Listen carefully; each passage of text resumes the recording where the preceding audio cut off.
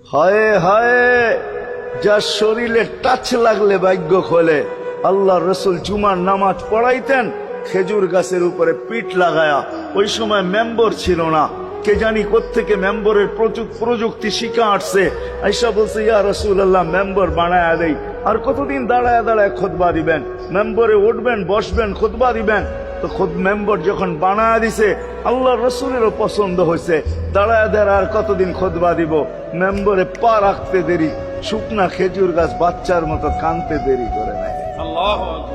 শুধু কাঁদে নাই, সে তো বলতেও ছিল মনে হয় আমার কাছে যে শুধু কাঁদে নাই, বিলাপ করতেছিল সে। কোত্থেকে এই ব্যক্তি আসলো, সে কোত্থেকেই মেম্বরের প্রযুক্তি পাইল, আর মেম্বরই বা কোত্থেকে বানাইলো? আমাকে বঞ্চিত করলো তো করলো কেন?